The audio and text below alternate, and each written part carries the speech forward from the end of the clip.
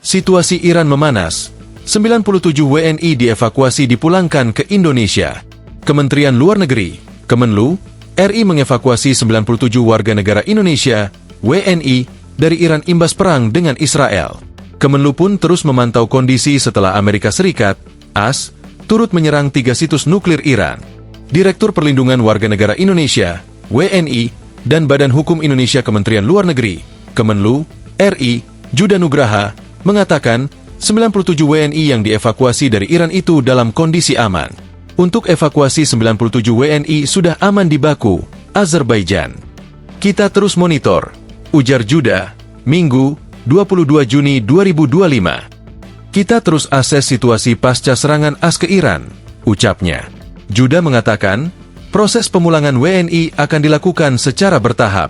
Tahap pertama direncanakan menggunakan pesawat komersial pada Senin, 23 Juni 2025. Rencana diterbangkan tahap pertama dengan pesawat komersial pada Senin, 23 Juni, dan tiba di Jakarta, 24 Juni, imbuhnya. Amerika Serikat, AS, telah mengambil sikap terkait konflik Timur Tengah antara Iran dan Israel. Bahkan, Presiden AS Donald Trump menegaskan dukungannya kepada Israel dengan ikut menyerang Iran.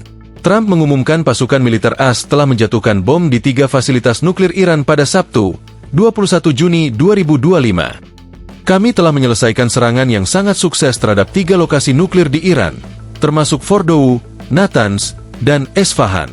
Semua pesawat kini berada di luar wilayah udara Iran, tulis Trump di Truth Social. Presiden AS itu mengatakan, sejumlah muatan bom bahkan telah dijatuhkan di situs nuklir Iran, Fordow. Download Tribun X sekarang, menghadirkan lokal menjadi Indonesia.